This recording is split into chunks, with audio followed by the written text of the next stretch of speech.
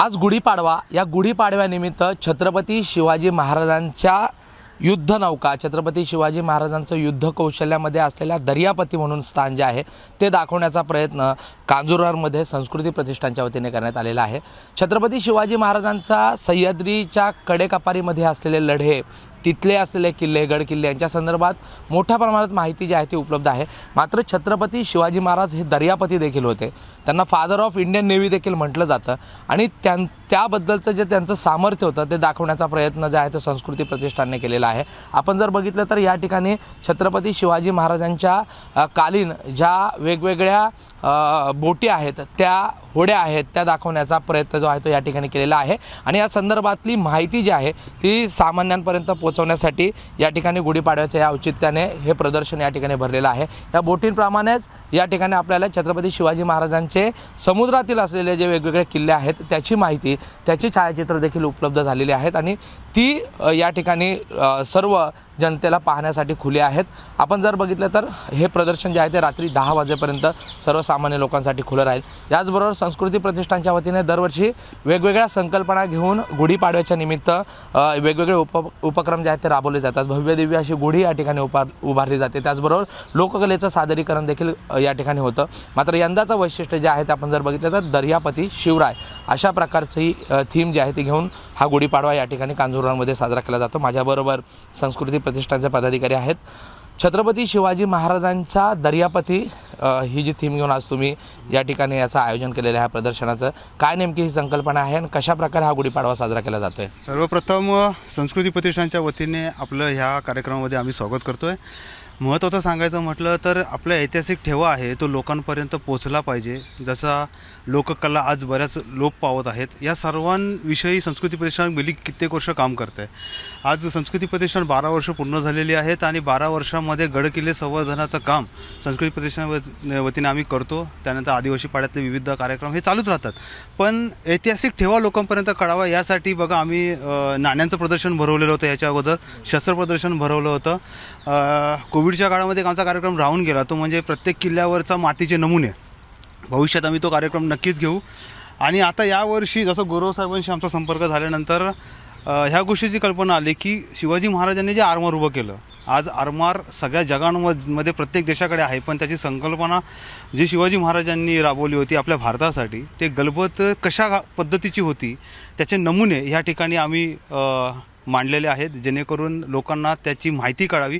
गुरुसाहेब त्याची संपूर्णपणे माहिती इत्थंभूत देतच आहेत।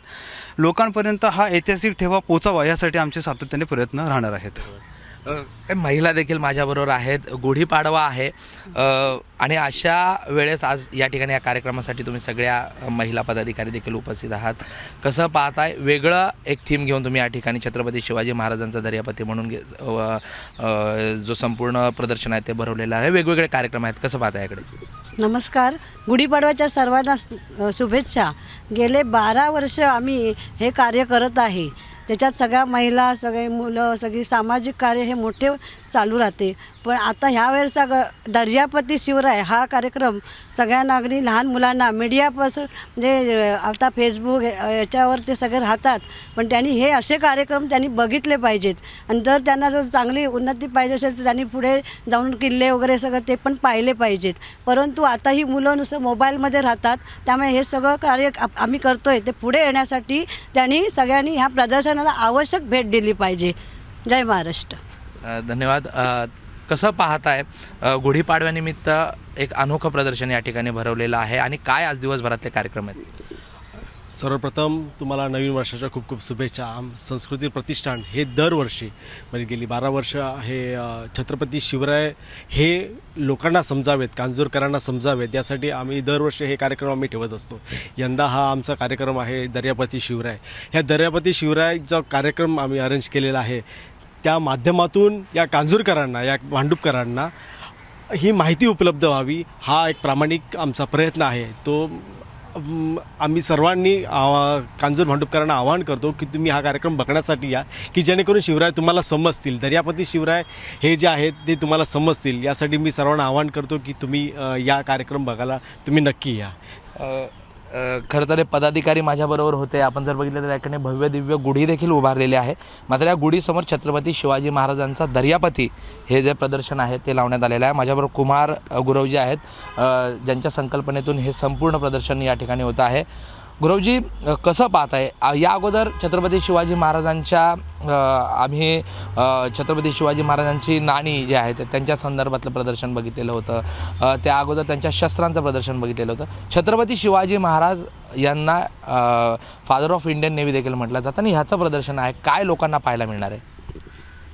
350 वर्षापूर्वी भारतीय किनारपट्टीच्या संरक्षणासाठी पहिल्यांदा भारतातला एक असा राजा पुढे झाला की ज्याला वाटलं की समुद्रावरती सुद्धा आपलं वर्चस्व असलं पाहिजे. 350 वर्षापूर्वी भारताच्या किनाऱ्यावरती सगळ्यात जास्त वर्चस्व आहे ते पोर्तुगीजांचं, ब्रिटिशांचं, नंतर वखारी झालेल्या डचांचं. पण या किनारपट्टीवरती भारतीय राजांना सुद्धा आरमार बांधलं पाहिजे याचा ध्यास घेऊन छत्रपती शिवाजी महाराजांनी पहिल्यांदा भारतीय नौदलाची स्थापना केलेली आपल्याला पाहायला मिळतं. याआधी भारतीय नौदलाची जहाजं ही व्यापारीदृष्ट्या वापरली गेली होती. महाराजांनी त्याला लष्करी स्वरूप दिलं. थोडक्यात सांगायचं झालं, महाराजांनी अनेक वेगवेगळ्या युद्ध नौका तयार केल्या. त्यात व्यापारी आहेत आणि लढाऊ जहाजंसुद्धा आहेत.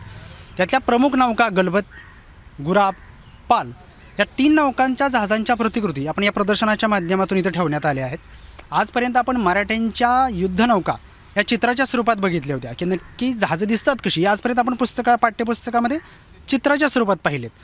पण ते नेमकं जहाज किती मोठं असतं, ते वाऱ्याच्या साह्यानं कसं चालतं, त्यावर किती मावळे प्रवास करतात, त्यावर तोफा कुठं ठेवलेल्या असतात, किंवा तत्कालीन कालखंडामध्ये जहाजाची बांधणी कशी होती मराठा कालखंडामध्ये, तर या तत्सम गोष्टीचं उत्तर म्हणजे हे प्रतिकृतीतलं असलेलं प्रदर्शन आहे. त्याचबरोबर मराठ्यांच्या विरुद्ध ज्या शक्ती समुद्रामध्ये उभ्या टाकल्या होत्या त्यातली सर्वात मोठी शक्ती आहे ती पोर्तुगीजांची आणि ब्रिटिशांची. तर त्यांचीही जहाजं कशी होती, ती अद्ययावत होती, त्यांच्यावर असलेल्या तोफा किती अद्ययावत होत्या याचे बारकावे करून आपण काही जहाजांच्या प्रतिकृती बनवल्या. त्याचबरोबर आत्ता चालू स्थितीला भारतीय नौदलाच्या ताफ्यामध्ये 2 महाकाय युद्धनौका आहेत.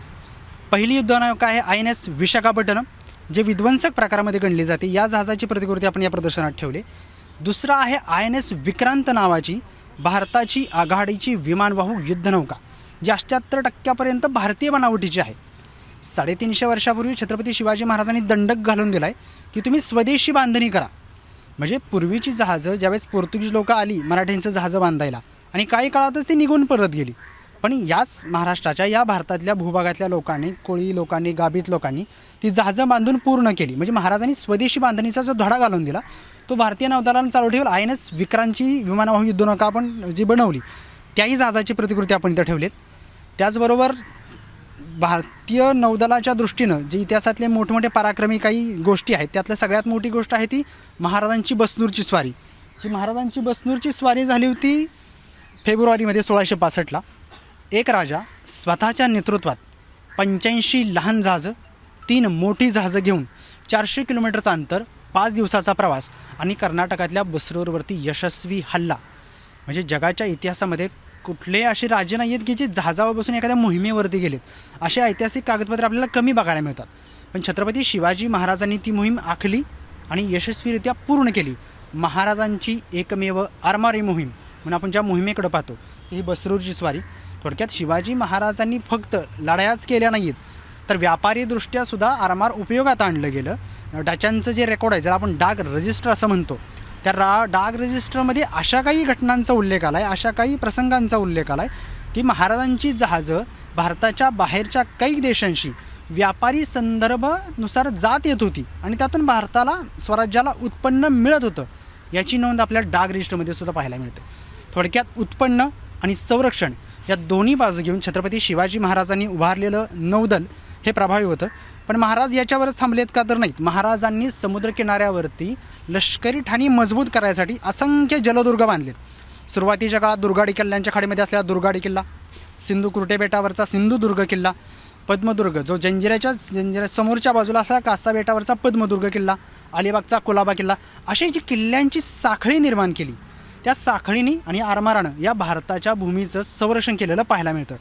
तर या प्रदर्शनाच्या माध्यमातून जहाजांच्या प्रतिकृती आणि त्याचबरोबर 16 जलदुर्गांच्या प्रतिकृती, जे काही ड्रोनचे फोटो काढलेले आहेत ते काही त्या प्रतिकृतींचे किंवा त्या किल्ल्यांची छायाचित्र, अशा दोन्ही अनुषंगानं थोडक्यात शिवाजी महाराजांना आपण भारतीय नौदलाचे जनक का म्हणतो, या प्रश्नाचं उत्तर हे प्रदर्शन पाहिल्यानंतर मुंबईकरांना नक्कीच मिळेल. आणि आज संध्याकाळी 10 वाजेपर्यंत हे प्रदर्शन आहे, तर मुंबईकरांनी याचा नक्कीच लाभ घ्यावा आणि हे प्रदर्शन पाहावं. धन्यवाद. माझ्याबरोबर गुरव होते आणि संस्कृती प्रतिष्ठानचे सगळे पदाधिकारी होते. गुढीपाडव्याचं औचित्य साधून छत्रपती शिवाजी महाराजांच्या आरमाराची शक्ती जी आहे, छत्रपती शिवाजी महाराजांना दर्यापती का म्हटलं जायचं आणि त्यांना इंडियन नेव्हीचे जनक का म्हटलं जातं हे दाखवण्यासाठीचं हे संपूर्ण प्रदर्शन आहे, ज्यामध्ये वेगवेगळ्या बोटी आणि वेगवेगळे जलदुर्गांच्या प्रतिकृती ज्या आहेत त्या ठिकाणी पाहायला मिळणार आहेत. त्यामुळे नक्कीच हे प्रदर्शन पाहण्यासाठी मुंबईकरांनी मोठ्या संख्येने इथे हजेरी लावावी अशा प्रकारची विनंती जी आहे ती संस्कृती प्रतिष्ठानच्या वतीने करण्यात आलेली आहे. प्रशांत बढे, ABP माझा, मुंबई. ABP माझा, उघडा डोळे बघा नीट.